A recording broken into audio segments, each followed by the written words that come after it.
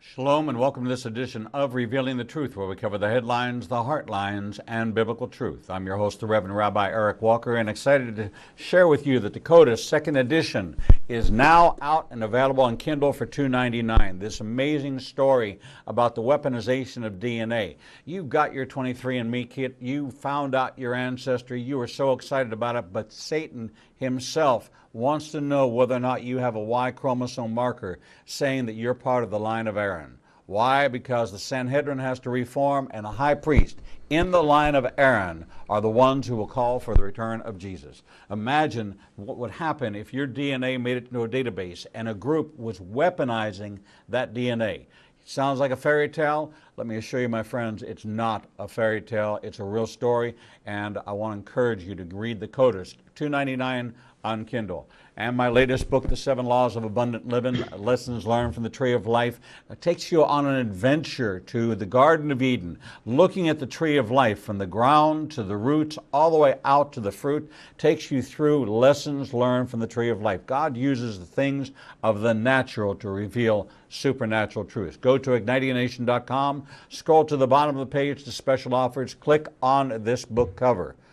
Give us your email address. We won't send you spam because spam's not kosher, but we will give you the first chapter of this book for free. It's my privilege to welcome to our program Robert Beeson, author of the newly released book, Going Solo, Hope and Healing for the Single Mom or Dad. Robert, welcome to the program. Thank you so much. It's an honor to be here. Robert founded Essential Records and was a senior executive at Provident Music Group. He's worked with Jars of Clay, Third Day, Casting Crowns, Michael W. Smith, and others. He's the founder of iShine, a faith-based music multimedia company geared to tweens, and just last month he stepped down from iShine to focus full-time on his solo parent society. You can find more information at soloparentsociety.com. After 8 years as a single parent, he remarried, lives in Franklin, Tennessee with his wife Barbara, his 3 daughters, and 3 stepsons. Robert, as I told you before the program, I so completely relate to your story because I was in the same position that you found yourself in. But before we get to the present day story of going solo and support for 14 million single parents in the United States. Let's go back to Robert's life and what the framework of family looked like to you as a young man. Sure. Well, I was born in California, and when I was about 6 years old, we moved to South Africa. My parents became missionaries. They got saved in California at a Billy Graham crusade, and felt the call of God on their lives to go to South Africa. So we packed up and we moved over there. For the first 4 years, we lived in a tiny little town in the middle of nowhere between Mozambique and Swaziland called Ingwavuma. It's like a population of 30 people or something. And among the tribe, the Zulu tribe. And so, from about 6 to 10, I was up there with, no radio, no TV, no phones, no nothing. It was basically just have to use your imagination, which I think served me well later in life. But I saw a lot of interesting things over there related to my faith journey. A lot of good work. My dad was an administrator of a hospital up in the middle of nowhere, and certainly, so he wasn't at that time planting churches, but he was serving the people, and I saw that in serving the people, there is a tremendous amount of witness that goes on. It's not just building churches. It's not just preaching the gospel. That's important. But serving the people where they're living in the middle of nowhere has its own testimony. And so at the time that we were in South Africa, apartheid was in full force. And so when we were stationed somewhere else, we went to a small little town, and America at that time had issued sanctions against South Africa because of the apartheid law, which of course I didn't, my family didn't adhere to, nor did we agree to or endorse. Right. But as a result of what America was doing to put pressure politically on South Africa, Americans in general were pretty discriminated against. And so what that looked like for me in school was I got caned regularly. I got kicked off the rugby team, the swim team. And so my parents decided that the best thing for me to get me out of the public school system and put me into a private boarding school. And so my brother and I went to a boarding school about 8 hours away from where my parents lived.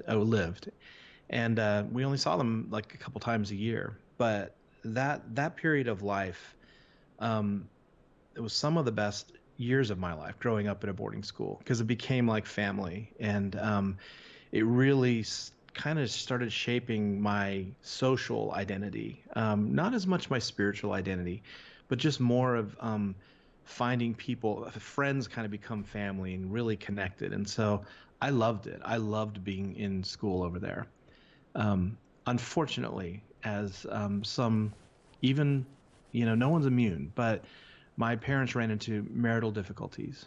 And in the middle of my junior year, it was the end of my junior year almost. I remember my mom making the 8-hour drive to my boarding school, and I still remember it as clear as day. She walked into my room, my boarding room, and said, "Bobby, we're going to go back to America." And I said, "Why? I mean, I'm about ready to get into what's called a matric year over there. It's your final year, senior year." And she says, "Well, your dad and I are having problems, and he's actually already in America. And so we're going to have to leave and go over there." And so we packed up literally within weeks. And I said goodbye to what had become my community over 4 years, and that and community, family, whatever you want to call it, at boarding school. Left all that and came back to America my senior year. And in the middle of all that, my parents split up. And so I remember walking into my senior year of high school completely out of place in a culture that I didn't know, with no foundation, no family foundation, because I was raised, like I said, in a boarding school for the most part. I had a very rich life, of experience and understanding different cultures and expanding my brain because we had no media, so I mean, we had to use our brains. But fitting in was not something that I knew anything about. My new normal coming back to America was that I did not fit. And so it was a very, very difficult, time in my life, and one that really framed something that would become detrimental later in life. And that was that I couldn't trust anybody or anything, that I had to make sure that I wasn't hurt like I was hurt in that situation. I was going to take complete control of my life, not be dependent on anybody or anything. And that started in me a very fierce independence, to not be in need, so that I wouldn't hurt anymore. It's so extraordinary. I went to boarding school as well. Are you kidding me? Wow. And in my beginning of my senior year of boarding school, they went out of business. They shuttered the doors. So I had to, this was in Massachusetts, I grew up in Pittsburgh, and so they had to graduate you in order for them to meet some contract with the Commonwealth of Massachusetts. So I graduated high school at age 16. So did I. So what do? You go off to college. Your independence, what you don't realize in this is that you and I both built a concrete room with concrete walls, but it had no doors and no windows, and what we thought was our protection became our prison. That's right. And nobody would penetrate these, and we were fiercely independent. We learned that because it wasn't the nuclear family. We now found family defined as not mother, father, sister, brother, but it was based on community that we were a participant in. That's right. That's exactly right. Not based on mom, dad, and two sisters. So I actually come from a family of 3 only children. I have 2 sisters, but we all consider ourselves to be only child, the only child. It's kind of a oxymoron, if you will, but nevertheless, because the years apart, we were actually raised separately. My older sister went off to college. When I went off to boarding school, my little sister was left at home. She was raised as an only for all those years. I was gone. My sister was gone. And my youngest sister stayed in Pittsburgh. And my other sister and I never returned. Once we left, we were gone. You're gone, yeah. There was no roots. There was a pot. Exactly. And you carried you have to have some kind of root system for nourishment, but it's a pot you carry around. So I so clearly identify with your journey, and I think that it shapes us in a lot of different ways. In your case, how did your faith, because you were a missionary, you were an MK. Which there's PKs and RKs and MKs. I've had one other MK on the program who talked about her life as a missionary kid. And here's your story. So what did you think of God at this time? You know, I don't know that I gave him much thought. I was angry with him. If anything, I think there was a number of things that, you know, my father was accused of having an inappropriate relationship in South Africa, and that's why they kicked him off the mission field. I think the way my family was treated by the mission board, and I'm not going to get into naming any names. I have actually confronted the heads of the mission later in life, but we were just washing our hands. There was no compassion. There was no, how can we see this family through to health? Even if it means that the parents are split up, how can we nurture the remnants of what was? That was not there. It was complete shutter up the doors and the windows and you're out there. And so I think my view of God was just, okay, I get it. This is just a profession. It's like a job. This isn't real. This isn't the relationship and the care that we feel, that we say that we feel for each other, that we are one in the spirit. We are one, you know, that doesn't exist. We're one in the spirit if we all agree and can look at each other in the eye and just and nod accordingly. But if there's hurt or if there's sin or there's any kind of brokenness, then, you know, we're not one in the spirit anymore. You are over there and we're over here. It's us and them. And so my view of God became very transactional, I think. That'd be the best description. It wasn't relational at all. And the transaction that happened between my family and the mission field and what we had experienced growing up was very soured. And so I don't want to say that I ever turned my back on God, because I didn't. My faith was always real. I accepted Jesus when I was a little kid, and I remember the experience. I remember sitting with my mom and her leading me in the prayer. So it was real. I knew I was saved, but I had yet to experience a relationship with God. And a lot of the things that you hear from MKs or PKs is that, well, I say this, you don't really have a choice if you're an MK, if you're a Christian or not. It's not your own decision. It's what your family does. I don't know one missionary family that is on the mission field that has an unsaved son or daughter. I mean, it's just assumed. It's your profession. And so it's, even though my faith was real in the sense I believed in Jesus and I believed that he was the only way, I didn't have any relationship with this Jesus. And so, yeah, my spiritual walk was, I learned very quickly how to become a professional Christian. And I think that's what served me in good ways and, frankly, in destructive ways as I moved forward and got into the Christian music industry, because I knew how to play the game very well. You know, it's interesting. It's been said that Christianity is the only army that shoots its wounded. Yeah, that's so true. You know, it's unfortunate that Paul says in 2 Corinthians 5:17, this who we are in Christ, as we're called into a ministry of reconciliation, but we've taken this one, and there was at one point the church. It was the Jewish believers and the newly grafted in Gentile believers in the first century. There was a whole lot of good going on. But we're 38,000 denominations now. There's a whole lot of division going on. And Jesus himself said, a house divided against itself cannot stand, which kind of brings us to your journey, because you wound up going off and making a career, getting married, having children, and found yourself in a house divided against itself. Hmm. That's And so well said. Yes, and exactly. what happened? Walk us through this. You go. Did you go on to college?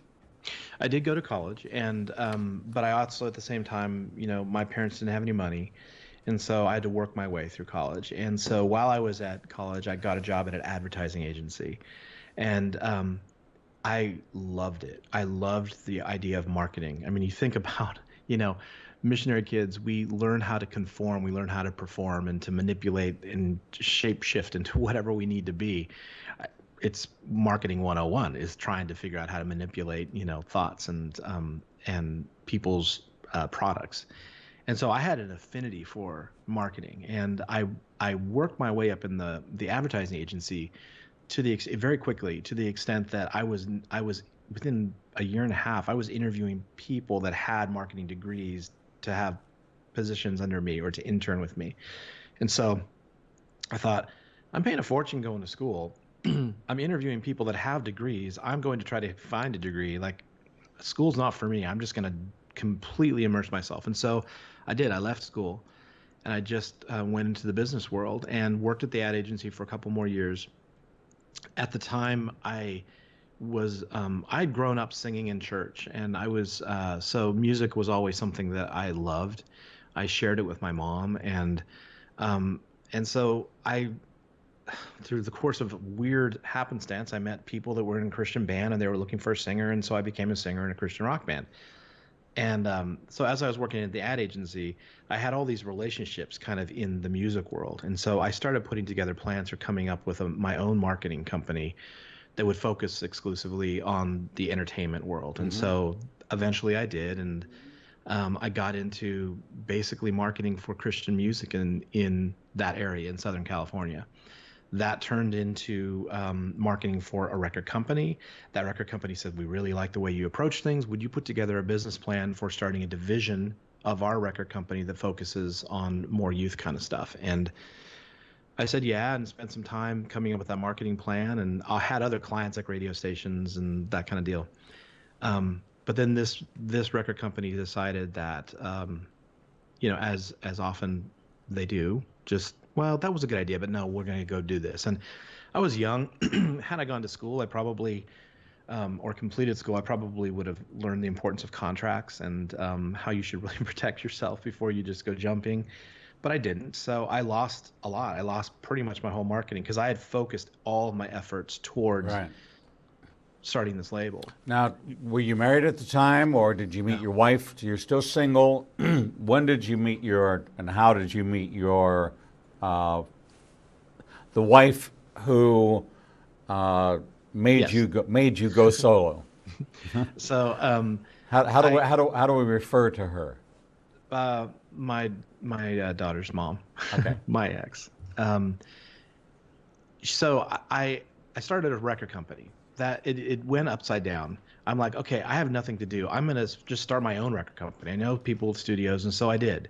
Started a record company in Southern California, and learned my lessons, and eventually got bought out by a company in Nashville. And so they moved me back to Nashville. And at one of the conventions that they have here in Nashville, music convention, I met this woman, and I'd met her once before in Southern California, a long time before this, and we just hit it off. There were sparks, and in my just very impulsive and very driven way, I just thought, wow, this sounds good. It meets, like, check off all the boxes. Let's get married. So 3 months after we met, we got married, and that's not something that I would recommend. So no counseling, premarital counseling, just it was pure endorphins. It was oxytocin at its finest. It was a lunch break. It was I was working, and we went down and said, let's get married. And so we went to the Justice of the Peace in downtown Nashville, got married, and I went back to work. And it was that transaction. We later had a ceremony, but it was more, let's just do this. Why not? We're talking with Robert Beeson, author of Going Solo, Hope and Healing for the Single Mom and Dad. We've kind of laid the foundation for you of what brought us up to this marriage. We're going to then come back from break. We're going to go to that day when he knew for sure that the marriage was over and he was facing going solo. Not single, but solo. And he still had these children. We'll hear the rest of the story when we come back. Shalom. I'm the Reverend Rabbi Eric Walker, Executive Director of Igniting a Nation and host of the daily TV program Revealing the Truth, seen live every Monday through Friday from 9 a.m. to 1 p.m. Central Standard Time at www.ianbn.com, and then replayed throughout the day and night via our website.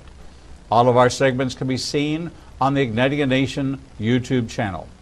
Since our launch in January of this year, we've expanded our global reach to over 54 countries with a social media following of over 125,000. Our commitment is to bring you the most in-depth interviews with authors, subject matter experts, and thought leaders from around the world. We have interviewed guests from Israel, Brazil, England, India, and all across North America. All of our authors are featured on the Books and Media page on our website, www.ianbn.com.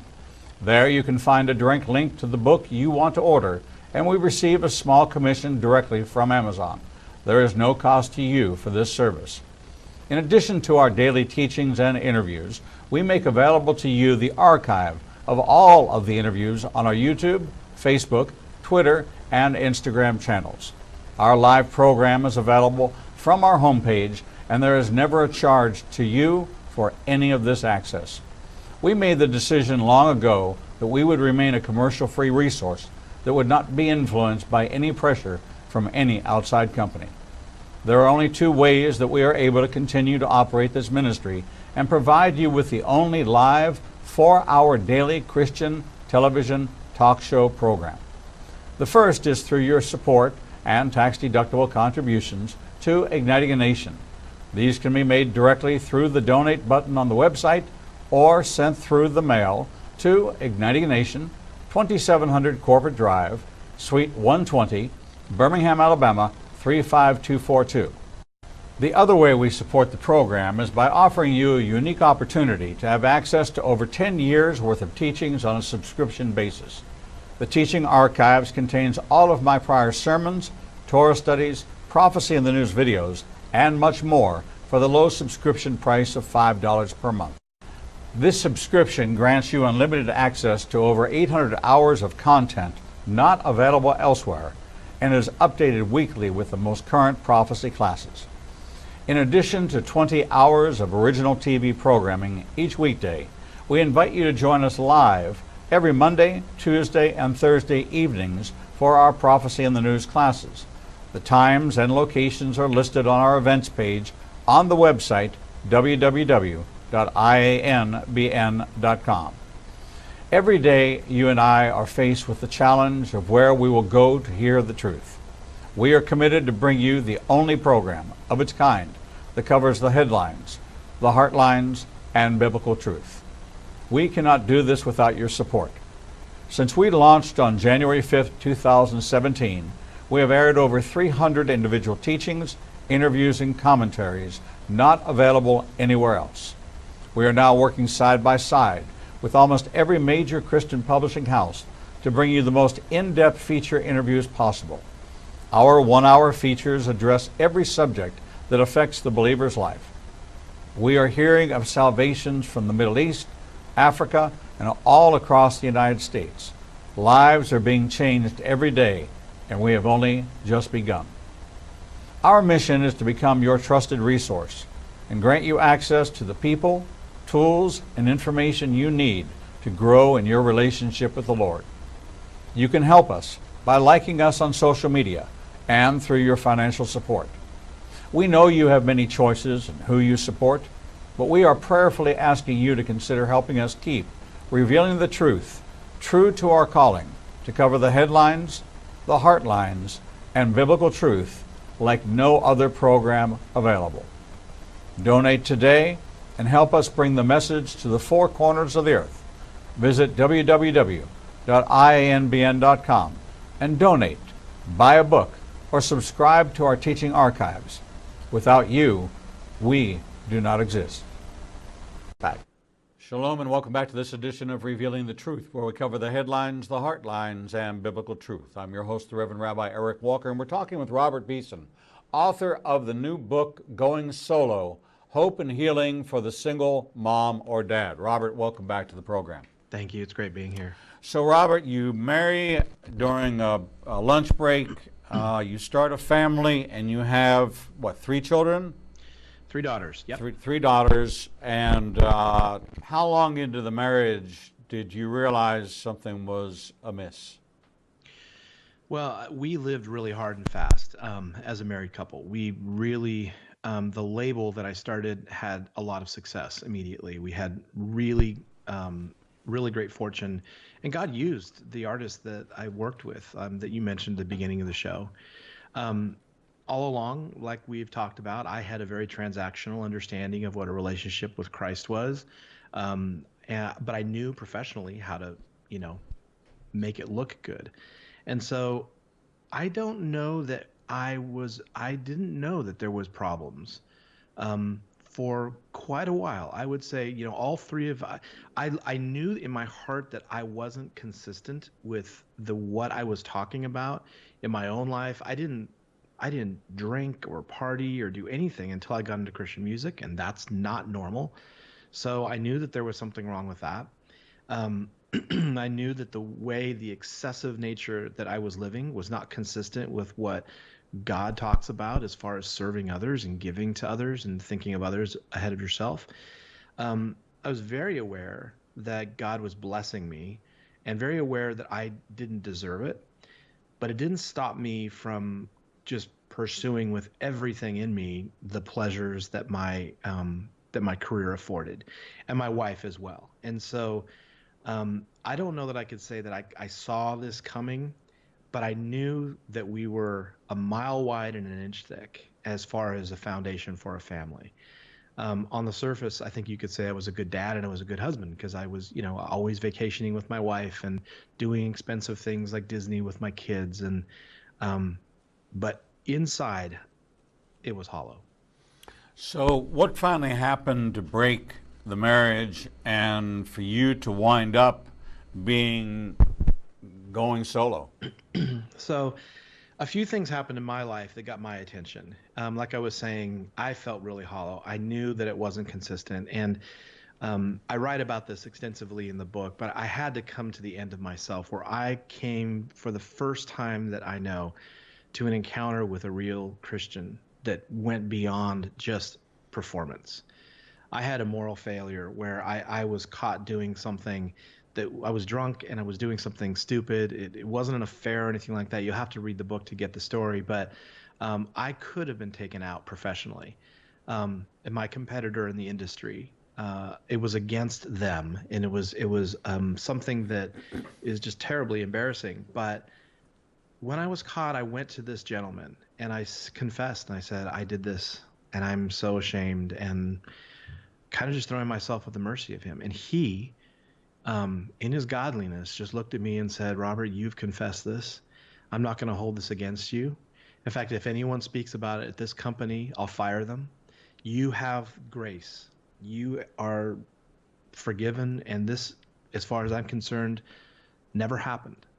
That, to me, there was a number of other things, but that moment, I'm like, this is real. What he just did for me didn't come from a competitive place. It came from a transformed life place, somebody that understands the gift of grace. And I'd never been extended it like that. If we are faithful to confess our sins to each other, then God is faithful to forgive us our sins. Absolutely. And he modeled that for me. And so that broke me. I'm like, okay, this is real. I can't continue living this inconsistent life. So I started walking towards health. My wife, on the other hand, addiction is a tricky thing because it eliminates choice sometimes. And her vice got the best of her. And we tried and tried and tried to get treatment. And eventually she got to the place where when you deal with active addicts, it's always somebody else's fault. And I did have a lot of fault. I did represent things that were not healthy for our marriage, but I didn't create a vice. And so at the end of the day, she couldn't get past the damage that I had done to our marriage just from being an inconsistent person. And she rationalized leaving. And I remember the day, like we had gone through about 3 years of really struggling internally in our house. I was starting to try to get better. Wasn't perfect, but trying to reconcile my relationship with God and understand, who God is, and start correcting some of the not just behaviors, but my heart and where my just excessive nature of me, narcissistic pursuits. And so I had moved upstairs in our house. We have a 2-story house, and she was still in her master bedroom. And there was one morning I came down, it was in spring, and I remember walking into the hallway towards the door of the master bedroom, and it was wide open, which was uncommon in the morning because she would sleep in and obviously keep the door closed. And there was just this something that happened to me that I just knew. I just knew that that was it, that there was a new normal that started at that moment. I didn't even have to call her name, and she didn't leave a note. I just knew that everything was going to change, that this was the beginning of a brand new season of my life. And I knew also that within minutes, my girls are going to be running into the room or downstairs and say, "Where's mommy?" And I knew that we couldn't pretend anymore, that we were going to have to start taking deliberate steps of a new normal. So you found yourself in a divorce situation. Yeah. You wind up with custody of Yes. of your 3 daughters. Yes. And now you're not just going solo, you're suddenly solo. Yeah. Yeah. It happened all of a sudden. And I'll say, just as a kind of a by the way, but a big by the way, 3 months prior to her leaving, I had decided to not renew my contract with the record company that I had started. And I decided to start again and to rebrand, as we call it, and to just forge a new thing. So 3 months prior, I had basically lost my job, walked away from my job, and then this happened. So no job, no wife, no income. It was a brand new start. So God's saying, can't you see it? Can't you perceive it? That I'm doing a new thing. That's right. That's exactly right. So and I did sense that. That's the remarkable thing, is that what he had started in my life is me paying attention to his moving. And although it was awful, I knew that I knew inside that God was at work, and that he was going to redeem and restore this season. So you wind up in a position that I'm personally familiar with. You're sitting at the foot of your sleeping child and you're crying out. I wasn't a believer when I first began my cry, but I began crying out. Mm-hmm. I began weeping. How is this possible? How is this? I don't have the skills. I don't know what to do or how to do it, and I've got to juggle preschool and then work, and then going back, the preschool closing, got to be there by certain hours, which were definitely in conflict with my business pursuits. And how do you do all that? And then the question comes, and the way you present the answer.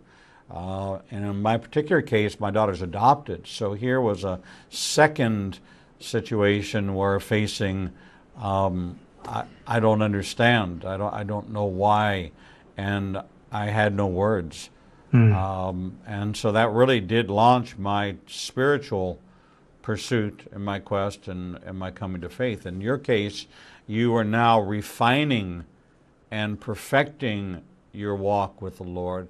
How did this impact that for you? How did you begin this co-parenting with God? That's well put, co-parenting with God.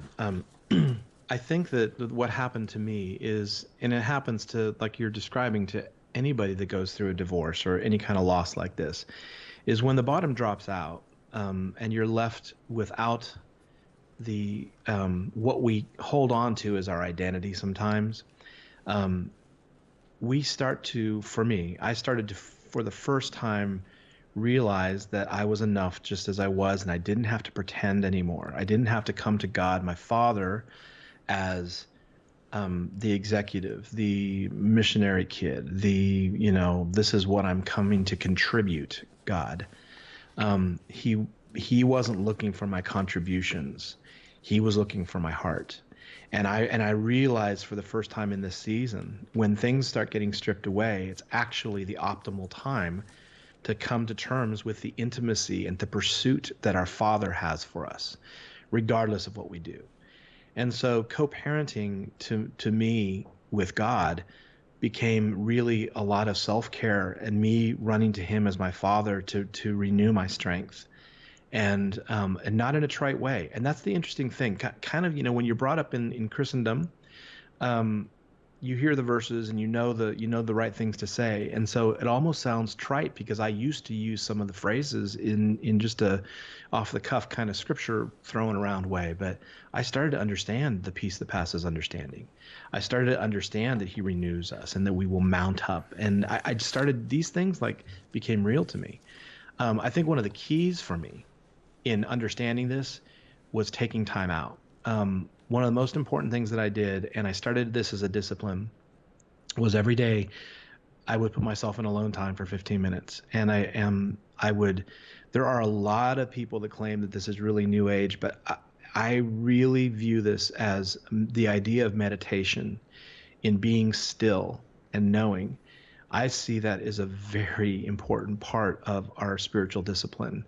And what I mean by that is being still doesn't just happen. It's something that you do. You have to be still. It's not, you'll find yourself still and then you'll know. It's be still. And so I would sequester myself away into my room, put myself in alone time, and I would just lay on the floor and I would just start by saying, God, please meet me here.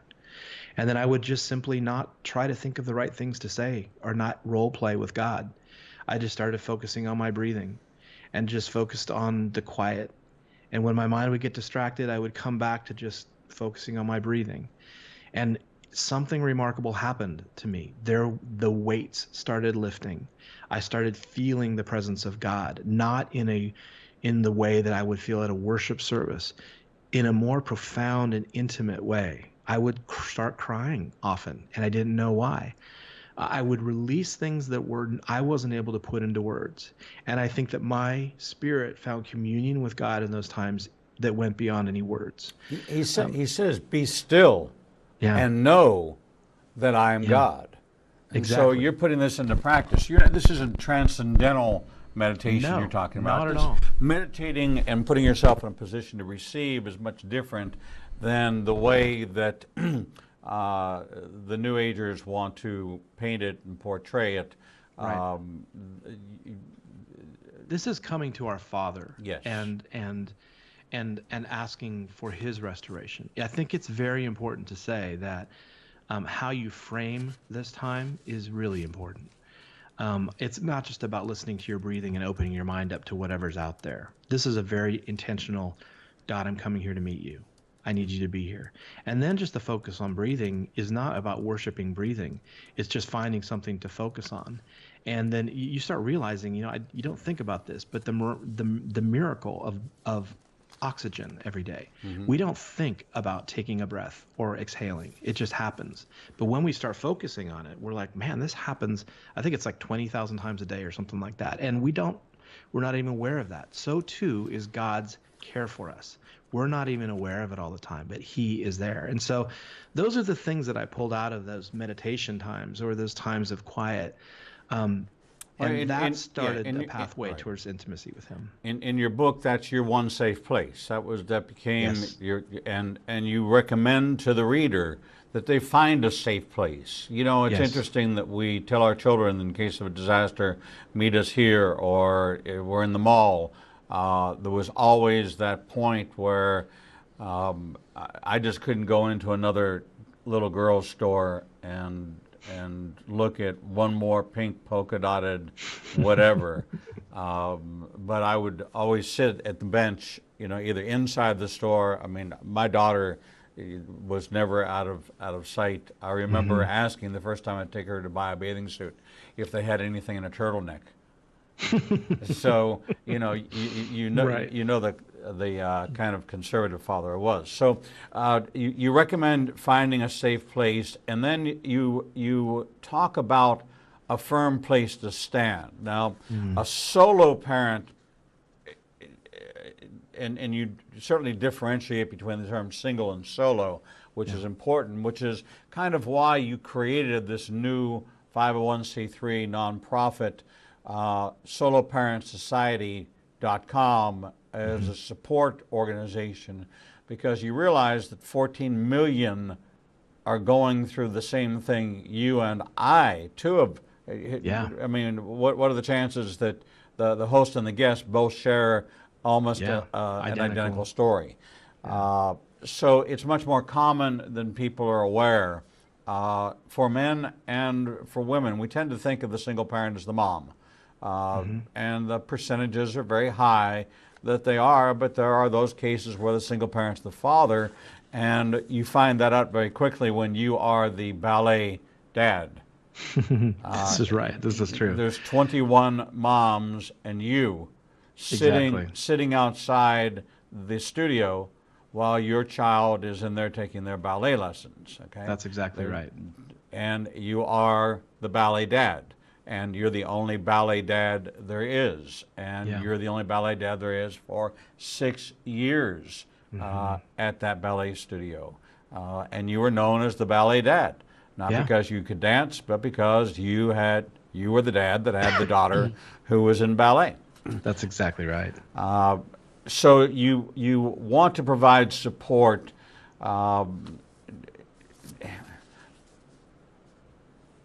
Single parents are largely underserved by the church. Yeah, unfortunately, yes. There's couples retreats and there's singles retreats. But the singles tend to, at least my observation would be, that they have grown children that have left the home. Yes. Okay. The single mom who's got children still at home is not necessarily in the singles group and doesn't go on the singles ski trip unless it's their week with dad. But if there's no week with dad, that's a voice that has no voice. This is true. And you're giving that voice to that particular part of the spectrum. I think it's really important. One of the things, and you can relate to this, and you touched on it, is, when you start your life as a single parent, and if you have any faith bias in your life, and church was a part of your life, you realize how you just no longer fit in. And it's unfortunate to me. I mean, I found that one of the common things with single parents is we don't know where we fit. We don't know where we belong. We don't feel like we do belong. And so you will walk into church and all the nuclear families everywhere. And, I'm walking with my 3 daughters, and I know the people are saying week after week, he's here with his 3 daughters. What's the story? Who made the mistake? What's the drama? and all these. And so you feel kind of embarrassed and ashamed, and more than anything, you feel like I don't fit anymore. And so I really wanted to create, first of all, I made a distinction between single parent and solo parent. Single parent is like a status. It's like something you fill out on a form: gender, race, single parent. It's a status. Solo parent is a condition.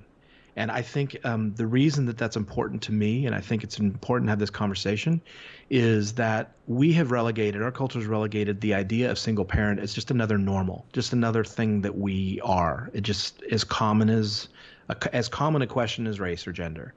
But it's not normal. It is not the way God intended for us to raise kids. It is a condition that we live in. It's a condition of the heart. And so I want to kind of raise the flag and go, guys, this is not normal. let's look at this as the widows and orphans of our culture.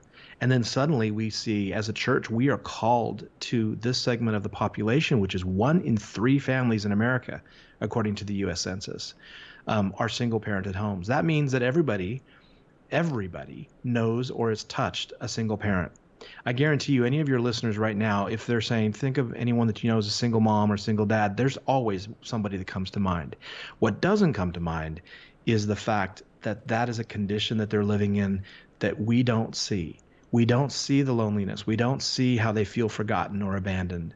We don't see the overwhelming needs that they have that are simple to us that are not single parents.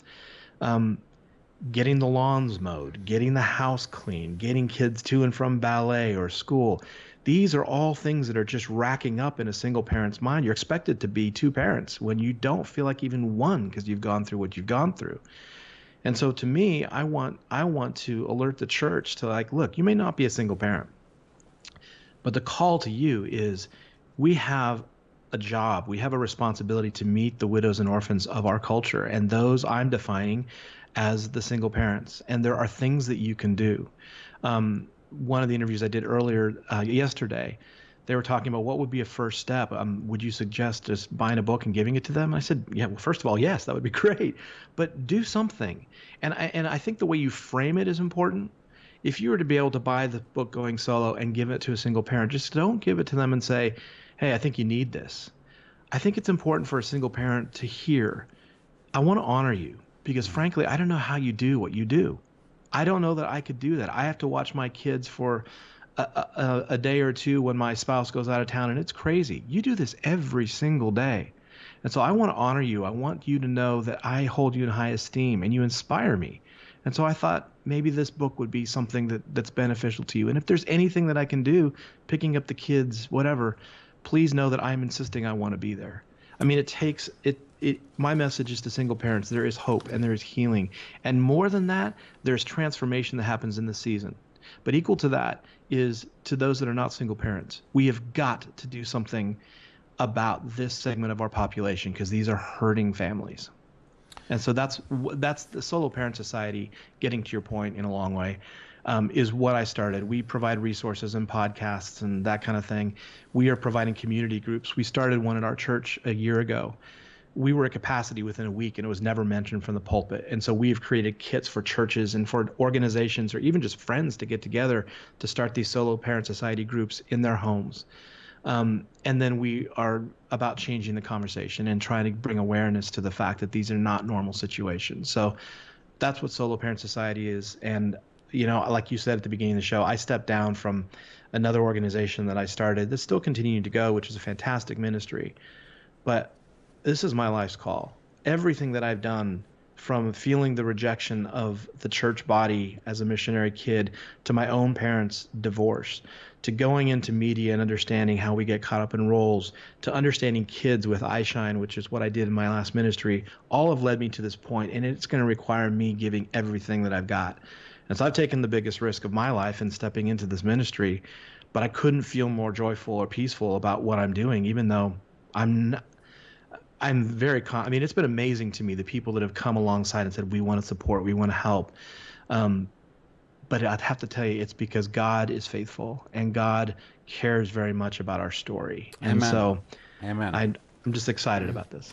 We're talking to Robert Beeson, author of Going Solo, Hope and Healing for the Single Mom or Dad. Focus on the family. This is one of their resources, and when you see their seal on a book, you know that this is something that they believe in, and this is filling a void. We're taught what to say to the grieving widow or widower.